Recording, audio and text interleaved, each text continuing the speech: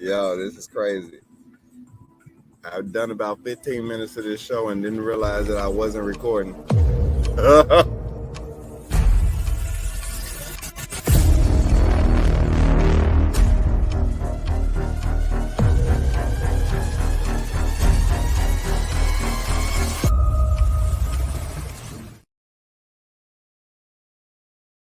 Episode of the 710 The Slickville Show.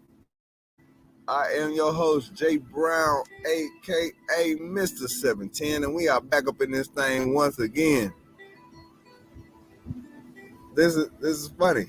Shout out, listen, you can tell my background is a little different. I am recording. I didn't record on Monday because it was our anniversary, so happy anniversary to my wife. I love you, baby. 7 years strong. But check this out. Forgive the music that's going on in the background. But this is what we got going on right now. Bam. We coming to you live from Punta Cana, Dominican Republic. Man, I'm excited about this show. Like, it's crazy. I've done this intro about 3 times because the internet's a little spotty out here. But I'm super excited. Yeah, man. So today, we're going to talk a little bit about marriage. We're going to talk about these travel hacks. We're going to talk about these folks peeing on the lane. We're going to talk about being too excited as well. Got a little story about that. Also, if I got a minute, we're going to talk about this fostering situation as well as story time with Jay. We're going to talk about Korea. Yeah. This is crazy. I recorded for about 15 minutes before I realized that I was not recording at all. Had I got to the end, I would have been so disappointed. And so, y'all already missed the rehearsal, but now this is the real. Let's go. And so, listen. I want to say happy anniversary to my wife. Yeah, we made it 7 years, and 7 years of somebody putting up with me. It's wild. It's wild. And to come from being somebody that did not think that I would be the marriage type, and I had all the reasons in the world why somebody would not want to marry me. I'm not easy to deal with. I'm worth it, but I'm not easy to deal with. I feel like I'm worth it, but I know damn well I'm not easy to deal with.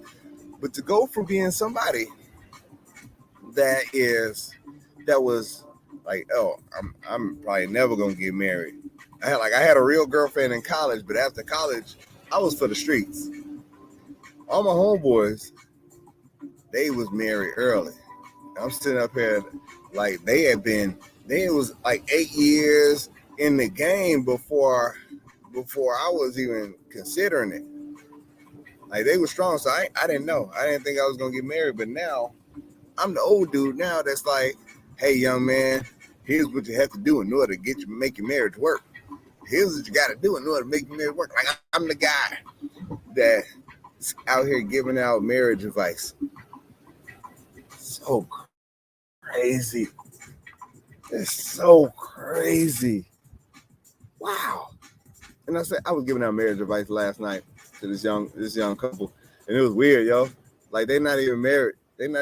But that's another show for another day. But I still, like, it's still weird to me. Like, 7 years of somebody putting up with me, but I don't know what I would have done. I don't know what I would do without that woman, yo, at all. I mean, I make it, but this life is much better on this side. I love you, baby. Happy 7th anniversary. Yeah. Listen, y'all hear, I got these waves in the background. I got these Caribbean sounds in the back. Listen, I don't own the rights to this music. I ain't even put it on. I don't know who these people are that's singing, but it's all part of the ambiance. Hey, look, on the way over here, man, the weather is beautiful. It's probably about 80 degrees out here. But when we left Atlanta, it wasn't wonderful. But that flight, listen, I was on the most peeingest plane that I've ever been on. When I talk about people peeing on the plane, these people Okay. For me, I prefer the windows. I prefer window seats. Just because when I'm down, when I'm on a plane, I don't need to get up or anything like that. Like I'm ready to rock and roll. Just get me to where I need to be. But when I tell you, when I was on the plane, my wife and I, we sitting there. I'm on the aisle, my wife in the middle.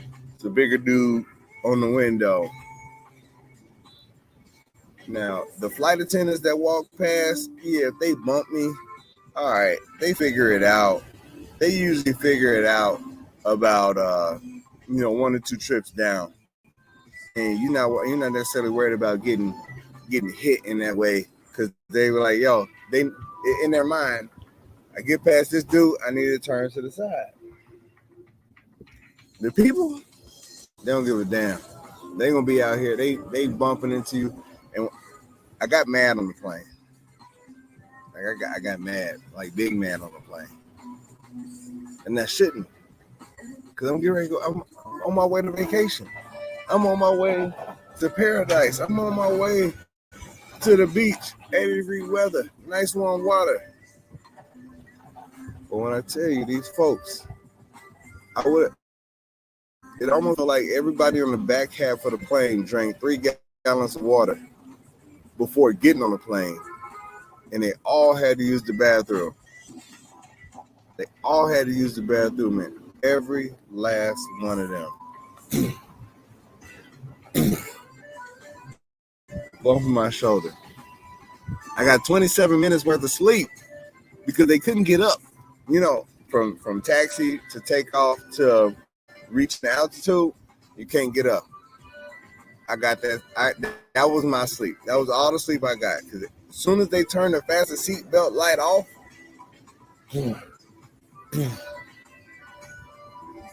attitude. 2 hours into the flight, the lady's walking down the aisle with a tray of water. Anybody want water? I wanted to say a collective no to everybody on the plane. Don't nobody want water. Have you seen all the peeing that they're doing? They don't need water. This goes good. In my mind, I was thinking, the next person that gotta go pee, I'm yelling out bomb on this plane. Like we go in this flight. Yell out bomb. And no sooner I had that thought, my wife taps me. She wakes up and taps me and she's like, Jason, I gotta go to the bathroom. What? Oh, hell no. Hell no. As soon as I'm taking off my earbuds and trying to move all my stuff, put my laptop away so that she can go to the bathroom. And this is your captain speaking. We are reaching our final descent into Punta Cana. The air is going to be a little choppy coming in, so we're going to turn our fasten seatbelt on for the duration of the flight. Service has been suspended for the rest of the flight, so we will be landing here pretty soon. Thank you for flying, and we will be landing kind of pretty soon. Yo, well, now my wife holding that wolf because she was on the struggle bus for a minute. So she's holding that wolf, but I ain't getting no sleep. I wanted to sleep. I wanted to just the rest sleep. Didn't happen.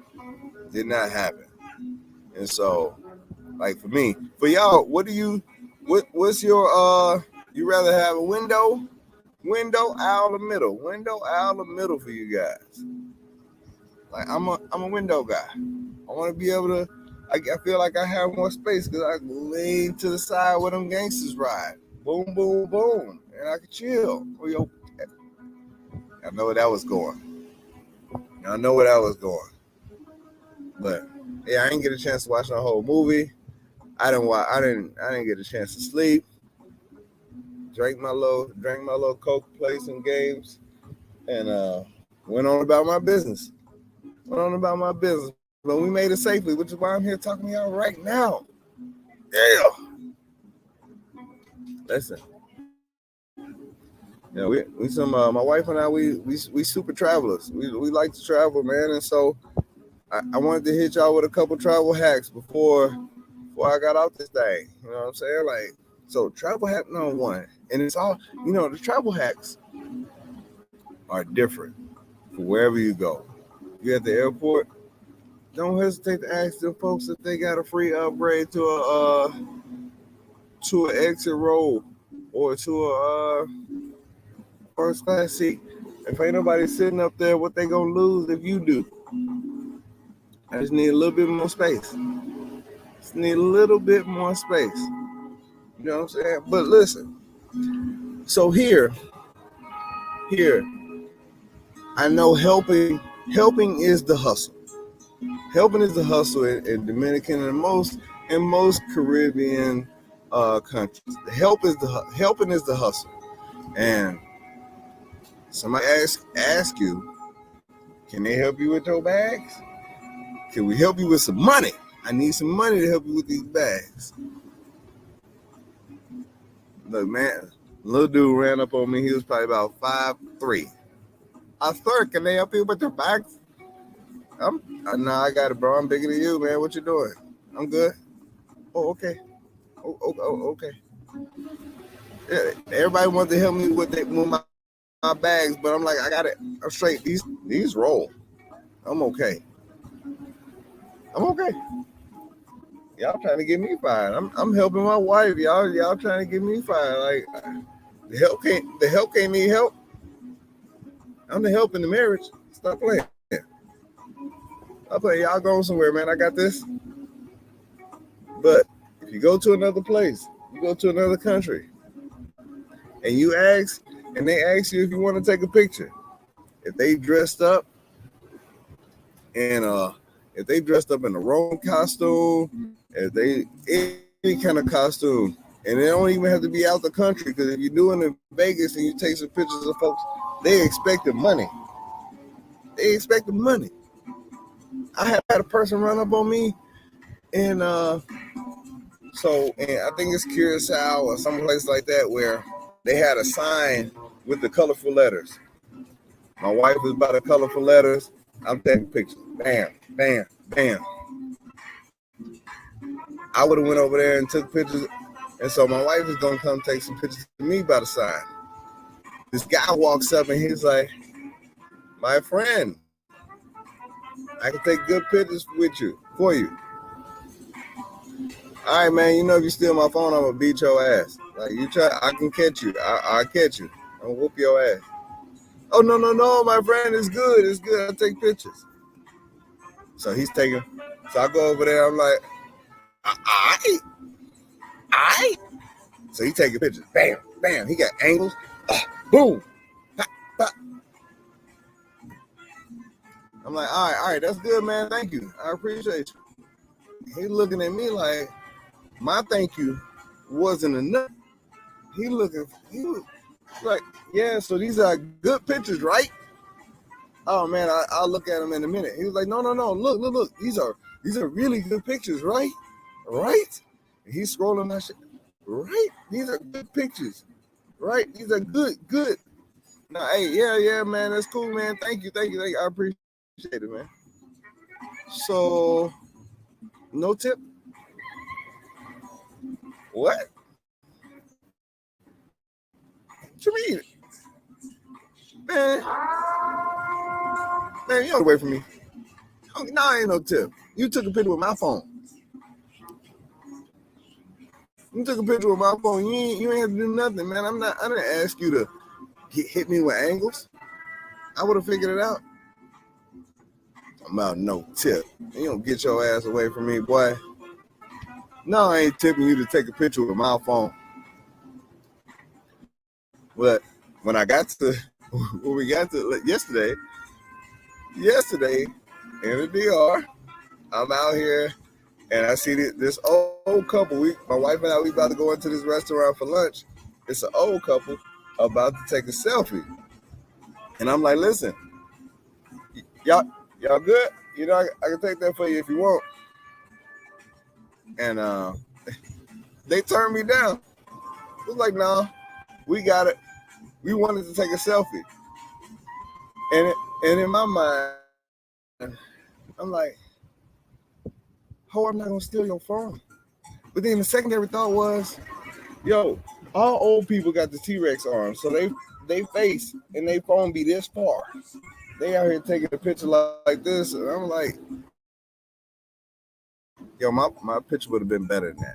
And I wouldn't have charged. I was trying to be nice. But you ruined the niceness for anybody else who might need me to take a picture. I ain't asking nobody else. First off, I ain't gonna steal your phone. Secondly, I don't look like the help. But it's an old white couple. And I was like, I hope y'all enjoy this close ass selfie that y'all about to take. I hope you enjoy. I don't know what you're gonna do with it. I know your Facebook page probably sucks, but it doesn't matter. You ruined me helping out anybody else. Just know that. Know that. Kind of pissed me off. Kind of pissed me off. And so, I'm gonna say, man, we've been here a couple days now, and I almost messed up. I feel like I almost messed up. So, the first night we go to the show, and there's some ladies. I forget what kind of show it is, but we're doing this show. They're doing the show, and I'm sitting here watching like, man, the shows in Jamaica was a little bit better than this. And then all the ladies on the stage, they strip off the top layer.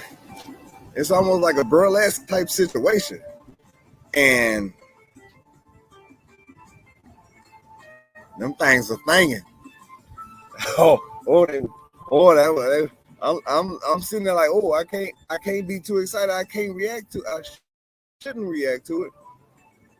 But then again, I feel like I could react to it because, like 4 years ago, I took my wife to the Alvin Ailey dance theaters that they had it in Atlanta, and this guy was on stage, and it was a guy and a woman. They were in their little leotards or whatever, and they did a really good dance set. I'm like, okay, this is nice, this is straight. And my wife is like, that male dancer is absolutely mesmerizing. Mesmerizing? That you mesmerizing. Like you hit him with a 4-syllable word. Like this is what we doing now? Mesmerizing? Come on, man. Hey, you need first of all,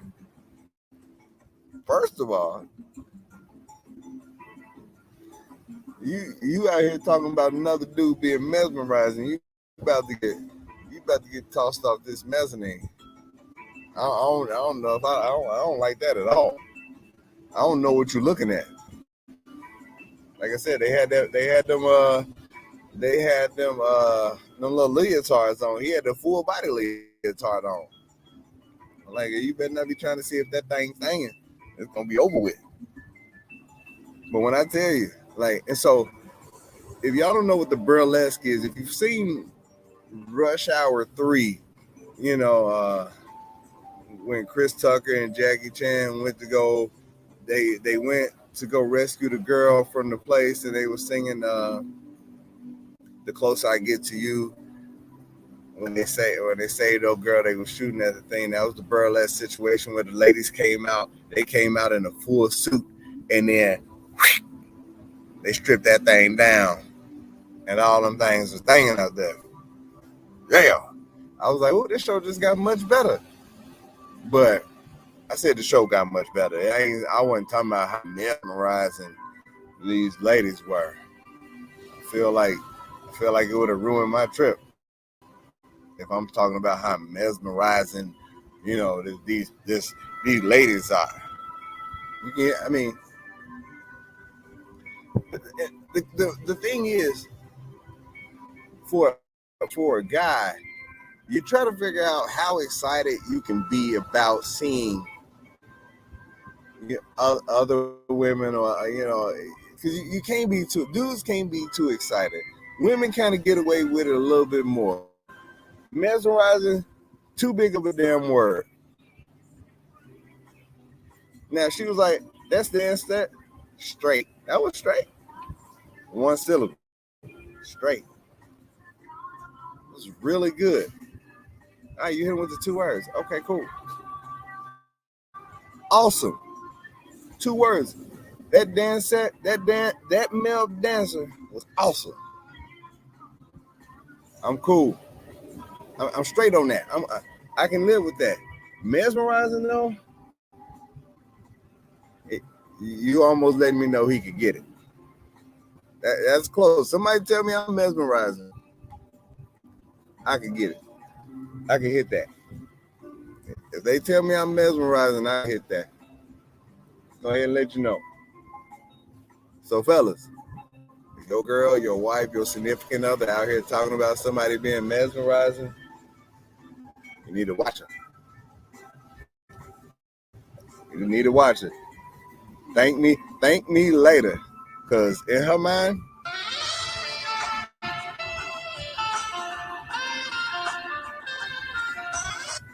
no, hey, I'm just trying to let you know. Stay woke. Stay woke. God, man, that's crazy. And so another thing that happened while we was here, talking about that thing. So God, this is about to be so bad. This is about to be so bad. Have you ever heard somebody else have sex? And like because I have mildly disturbing. Mildly disturbing. It happens. We're on the resort. It's romantic. Like, I've had people have sex with me in the room. R.I.P. my cousin. Listen, yesterday, my wife and I, we sitting in our room, and next thing you know, all I hear is whoa, oh, whoa. I look at my wife. I'm like, "What's that? You hear that?" She's like, "Yeah, I heard that. What is that?" I go open our balcony window. And I look out, and I don't hear it out there, but I can still hear it. Wow! Ooh, ow, ah. Listen, it was.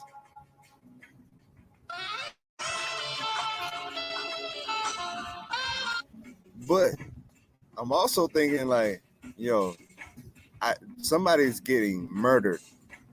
Somebody's getting murdered in this building, and I don't know if I should call somebody. I feel like I should call somebody because I don't want to be like, I heard somebody get murdered and didn't say anything about it. But I also felt like I heard somebody getting murdered. But I'm like, yo, I don't know what type of sex they are having.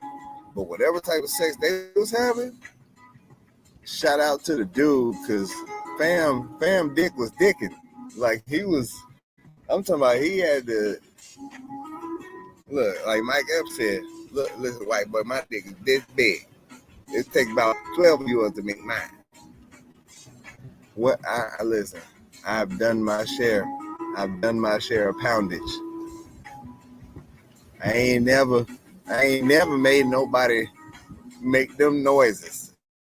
Like there's a lady Tasmanian devil getting pounded out. My wife was like, I think it's coming from next door.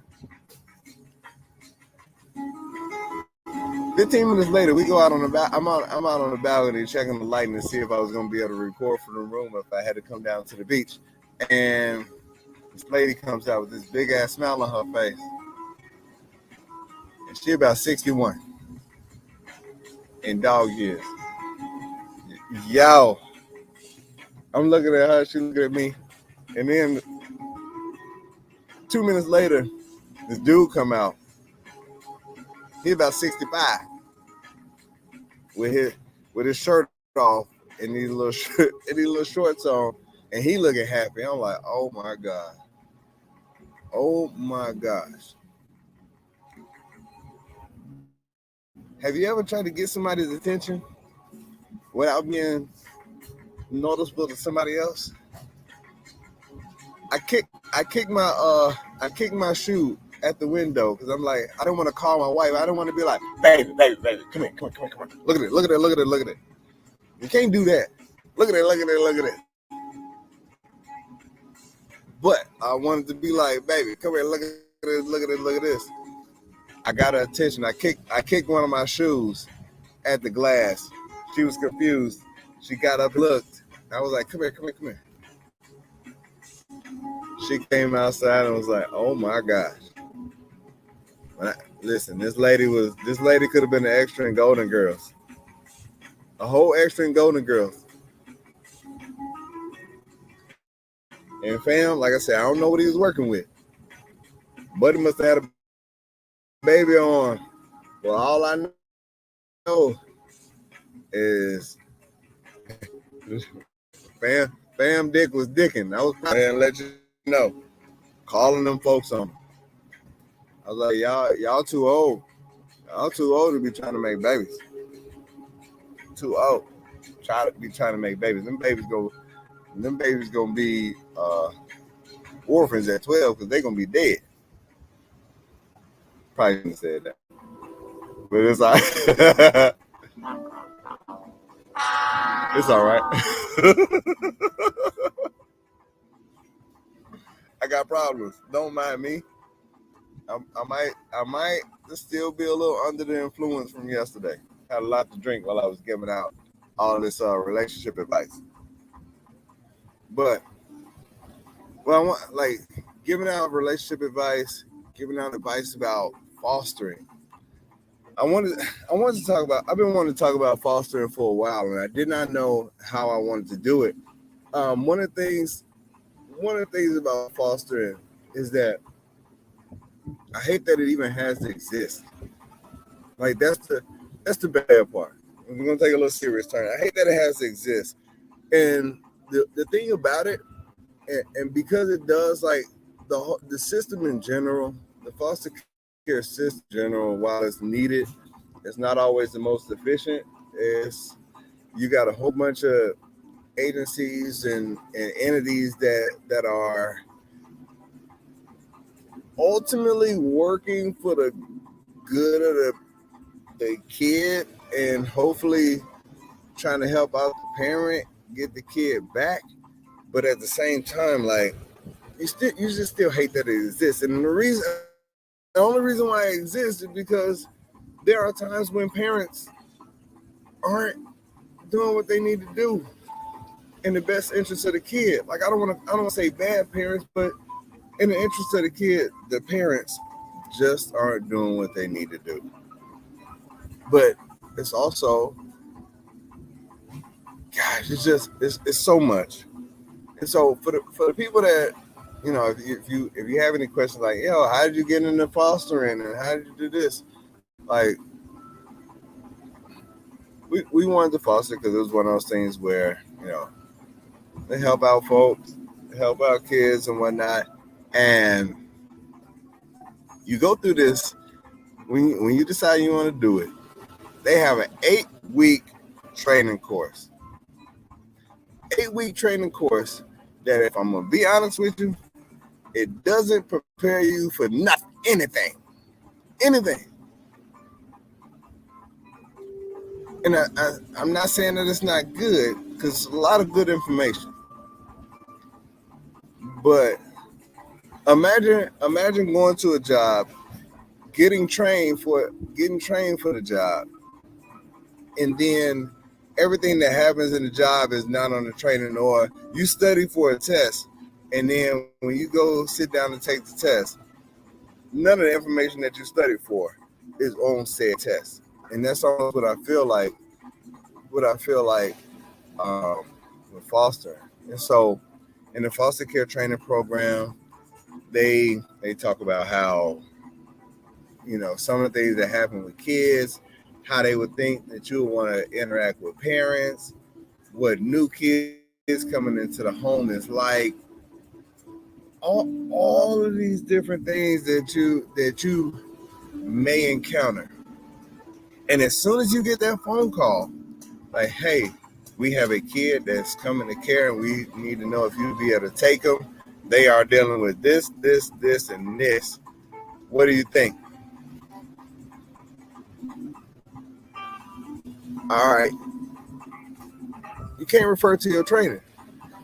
You can't refer to the trainer because when the last time you saw a handbook on how to parent? It doesn't exist. There's no handbook on parenting kids that haven't experienced a level of trauma. So when you start talking about some kids that has experienced some trauma, it's worse. It's worse. It's so much. It's so wild. And the more I talk about it, the more as I'm thinking through it, like, you can get all the training. I could have went to a 12-week course. I could have went to a year-long course, and it's still not going to prepare me. Still wasn't going to prepare me for what it looks like when you have a kid in your home. When you have a kid in your home that you did not have any part in creating. And so you have a kid where you don't know like medical histories. I mean, they might tell you, but in a lot of situations, if I'm being completely transparent with you, I believe, and it's a personal belief, that a lot of agencies do not tell you everything that you need to know because they are trying to get these kids placed. And they feel like if they do, you might not take them. Not the kid's fault, but it happens. Unfortunately, it happens. And, they always got the excuse, well, this is all we know, this is all we know, so are you going to take them? They call my wife for that. They don't call me. I ask too many questions. I ask far too many questions. But when they want a real synopsis of what the kid is like and how they are in the home, that's when they call me. Because they know I'm going to be honest about it. Regardless of what it is, I'm going to be honest. Like, I'm not holding back for them. Listen, y'all know, you approve me. That's where you messed up, for one. Two, if any of these, listen, I'm biased. I'm biased. I feel like I'm a dope ass person. I'm a dope ass parent. And if I had my own kids, there'd be some dope ass kids. But when they call, like, I'm like, yo, you guys are gonna give me the opportunity. You guys are gonna give me the opportunity to raise somebody else's kids. Oh my God. Okay, I appreciate that. Like, I'm gonna do right. But at the same time, like, I make the joke that I'm the best worst parent. Like, because I still feel unprepared every day. Like, yes, I know stuff. Yes, I have life experiences. Yes, I'm cool. I'm not abusive. I'm not gonna beat on them and everything like that. But at the same time, yo, somebody sat up here and put them 10 toes in the air and made some kids that they were not prepared or willing to take care of. And that's the scary part. And to be in that situation, where, all right, dealing with your first kid, okay. Dealing with your second, you have a kid, it's a little bit of a struggle. But then you put them 10 toes in the air again. It made another one. Them 10 toes in the air again. And now you 4 kids in, and you can't deal with it. They make Trojans and lifestyles and magnums for a reason. It's something that's gonna fit. Give them a water balloon.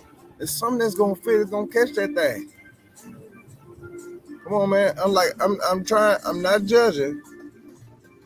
But at the same time, there has to be something else. Got to be something else. Like you just can't keep putting them 10 toes in the air, and now you got 3, 4, 5 kids in foster care. It can't be that. Like, it cannot be that. And so with foster care existing, and never really feeling like you're getting adequate information in order to make a decision on if you're going to take a kid or not, and then turning around, and when you get a kid in the home, the reality of the situation is, yes, it's a kid, but at the same time, it's a stranger. And I was listening. It's crazy. I was listening to Straight from the Heart the other day, and Paul Pierce was on the episode, and they were having a conversation about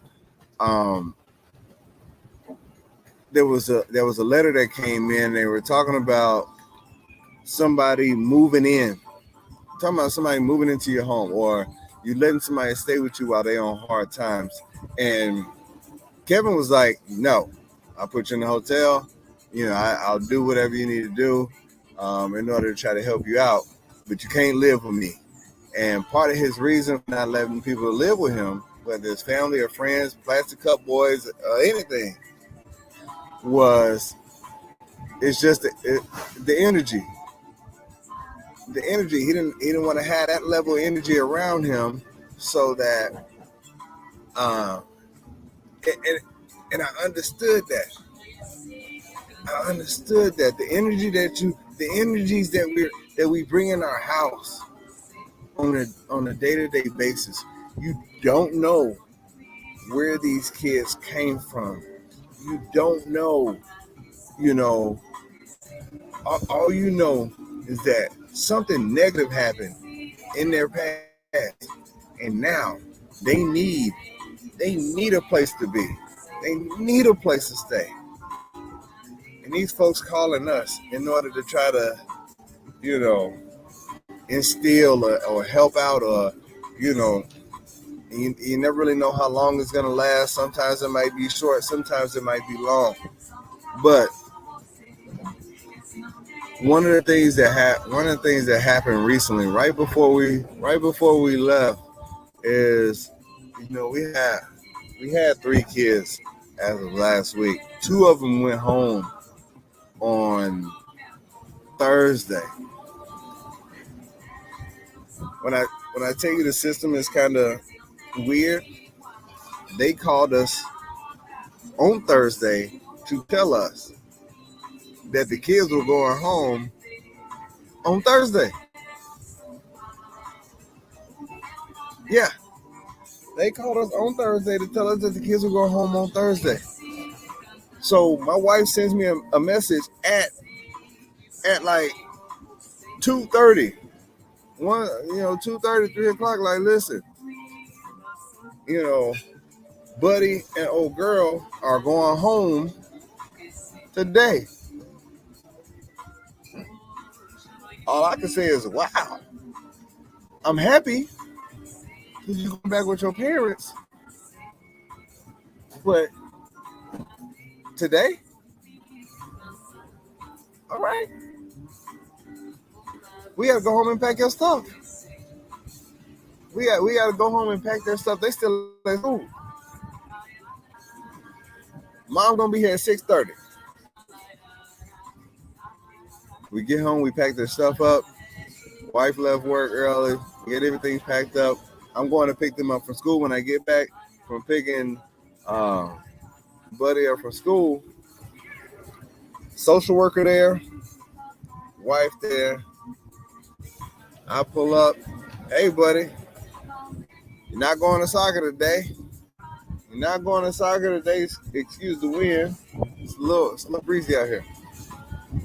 You're not going to soccer, but guess what? You get a chance to go home today.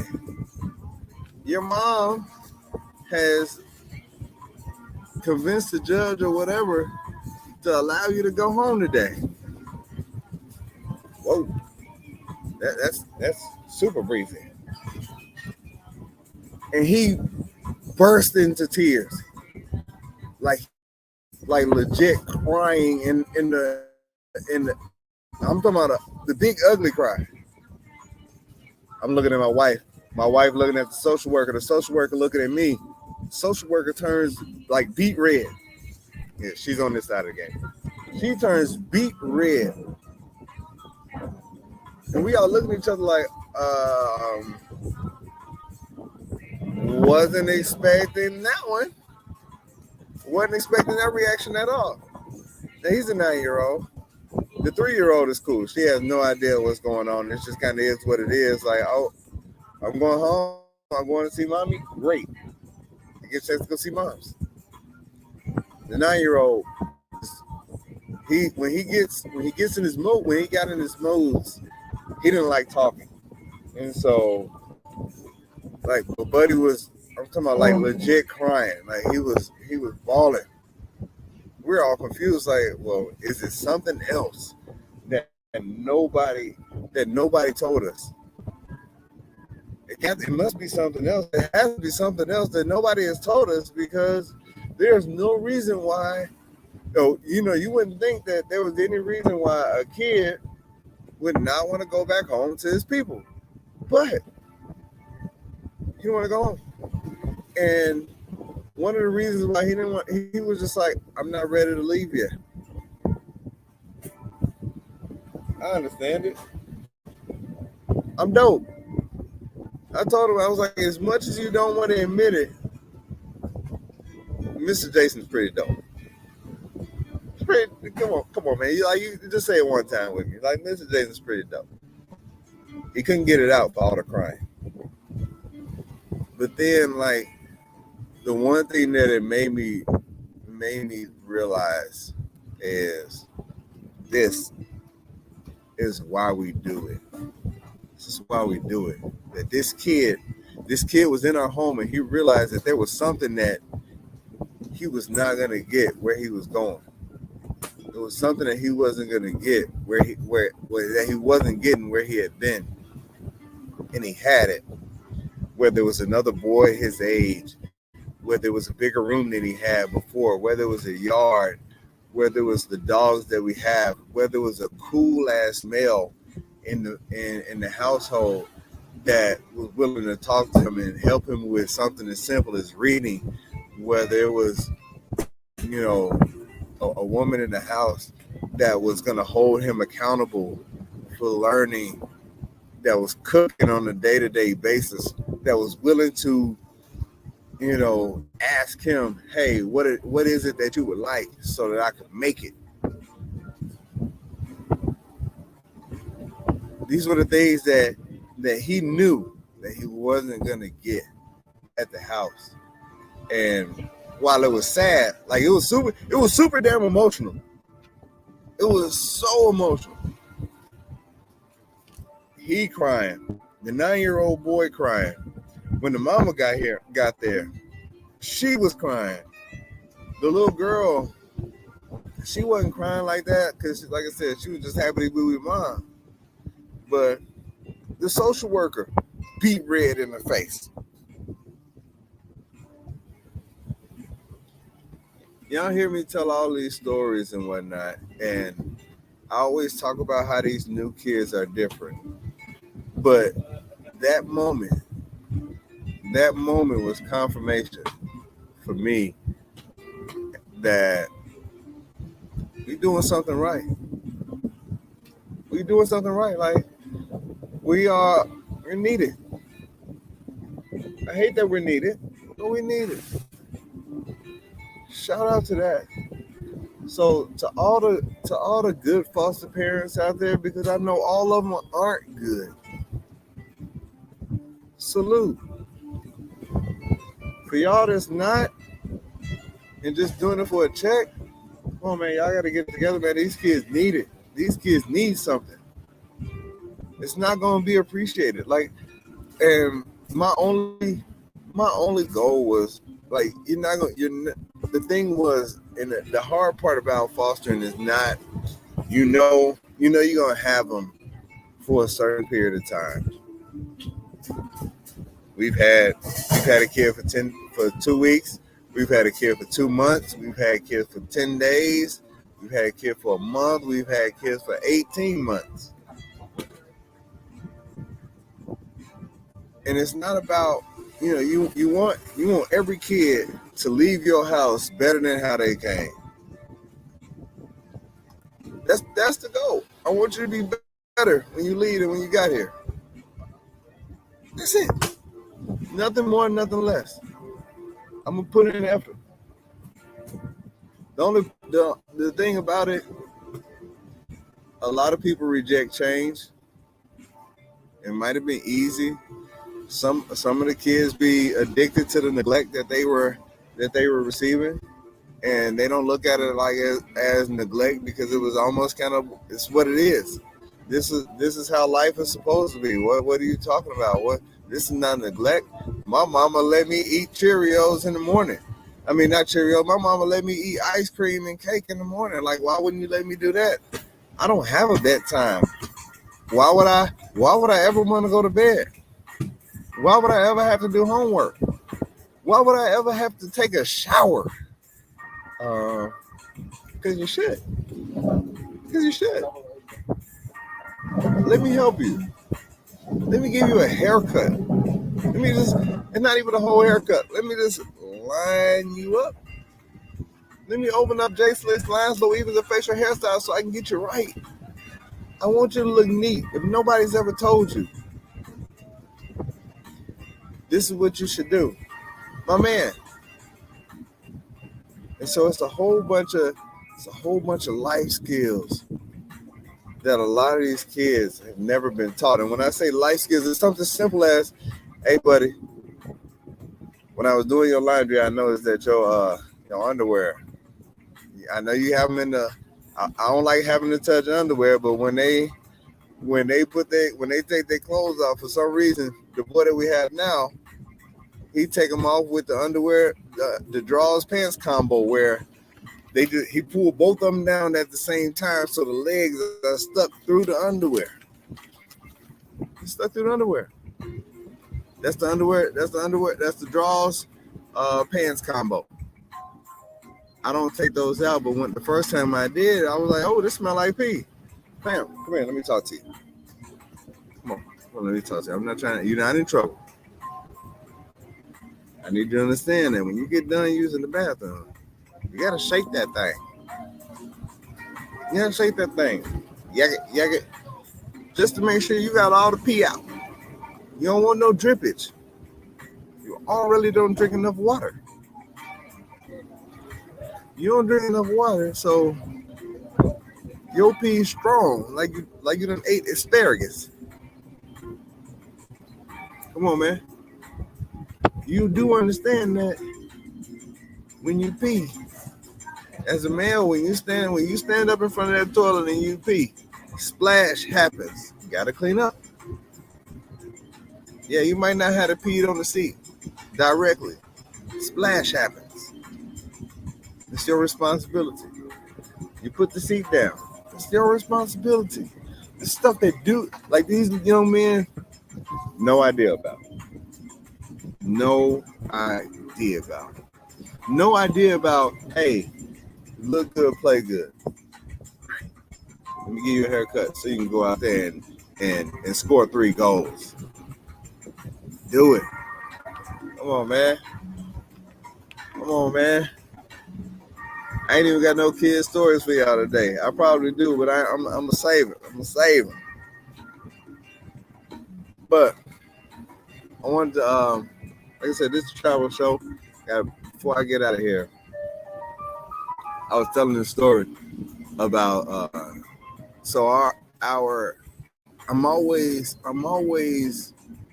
um, interested. Interested is not the word, but I'm always I will say interested at how other countries, how people drive in other countries, and you know, sometimes they say that we say the wrong side of the road just because it's different, but it ain't the wrong side of the road. It's how they drive over in certain countries. They drive on the other side, and it's cool. But watching and trying to figure out what laws are the same, what laws are different, how we sit up here, we watching like and hear all the little motorbikes riding by. We saw a little motor scooter had like the first one. It was a 3-piece. It was 3 dudes on a scooter. And I was like, pause. Yo, this the best of pause. One of the pausiest situations I have ever seen. Like 3 dudes. Shit. But do y'all thing, man. Y'all be safe. And then we get a little bit further down the road after seeing that 3-piece special. These 3 dudes on the bike. They upped it. They upped the ante. There was a whole family on a motor scooter. I did not know that you could fit 4 people on a motor scooter. But it was dude that was riding. He had a baby in the front, kid in the middle, mama on the back. 2-piece special with 2 biscuits on one bike. Y'all like no helmets. No helmets at all. I was like, this how y'all get down? I just looked at them like, y'all need to be quiet over there. Like they ain't at work. But that's how they get down. And so I told you I had story time about Korea. We're gonna tell this one quick story before I get on up out of here. When I first got to Korea, I had never been, didn't know the language. You get through the airport and you go from everything being in English to everything being in Korean and with English letters. So yeah, you can read it, but you don't know what you're talking about. I'm looking for this bus. I have no idea where I'm going. I finally find the bus. It's the last bus. I landed at about 9 something. Last bus going out. If I miss this bus, I gotta stay at the airport all night. I finally find the bus. And when I tell you, the bus was going so fast. The bus driver was doing 90. For an hour, he was doing 90. I had just got off a 15-hour flight. And fam was doing 90 in a bus. We all was like, all our heads were shaking. He's swerving in and out of traffic. I'm scared. I'm scared. What did I get myself into? If he crashed, it's over with. Like, this is like Speed with Keanu Reeves. Like, fam, speeding like hell. I get back. We get to where we're going. When I tell you, this fool was like, he had some wolf that he had to get to, which is that's the only reason why anybody would drive that fast. He had some wolf waiting. He had 30 minutes left for his Viagra wore off. He had to make sure he had to get to where he was going so that thing could be thanging. Listen, he's driving so fast. But my dad My dad came to visit. This is after I I think I'm gonna hit y'all. I think I'm gonna start hitting y'all with more career stories because it was an interesting experience. My dad came to visit. He was there for. He went to. I told him, like, listen, man, you got to come to the school, meet the kids. They're gonna be crazy about you. They want to see Mr. Jason's dad. I already told them. And so, but when we ride this bus, this is the city bus, not the little transport bus from the airport. City bus. I was like, Dad, listen, we got to sit up front. We got to sit up front so that I need you to see this. Because I can tell you, but I need you to see it. He was like, what you talking about? I can't tell. I do it every day. But I cannot explain this bus ride right. So he already had a high level of apprehension when he got on the bus. So we sat up front. And I was like, but I need us to sit up front. Normally I don't sit up front, but I want to sit up front because I need you to see the number of laws that this bus driver will break on the way to the school. School was 25 minutes away from my apartment. And when I tell you in 25 minutes, we get on the bus, fam is speeding. He's speeding right out the gate. I was like, he did not disappoint. When sometimes when somebody tell you about something and they hype it up. Oh, this is the best, this and that, this is the best movie, this is the best food, and it's not that. This bus driver did not disappoint.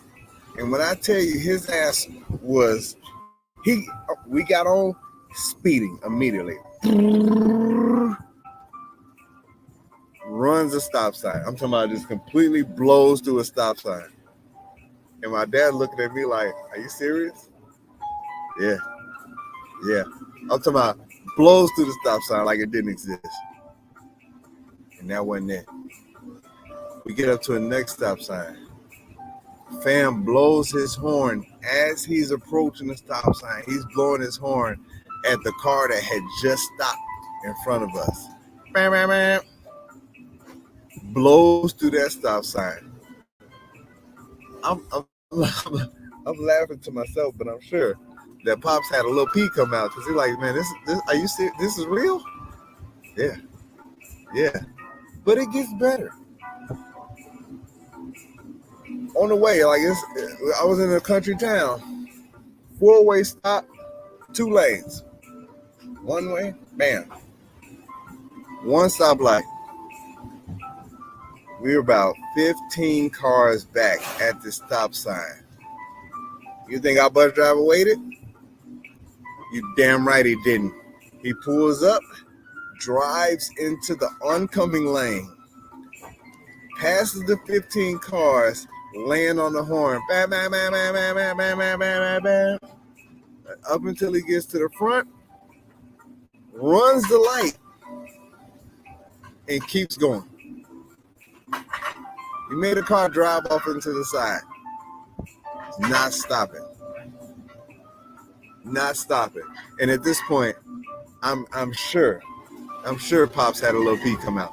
Like it was crazy. So I'm talking about this man ran 2 stop signs, sped, drove on the wrong side of the road, ran a stoplight, like the level of tickets, he would have got aggressive driving, following too closely. He would have got the whole ticket would have had boxes checked if he was in the States. I cannot confirm or deny if he had on the seatbelt. When we got to the school, Pops was like, do you do this every day? Do he do this every day? Yeah. Every day. He does it every day. Every day. The ride home, not so bad. Every morning going to school, he broke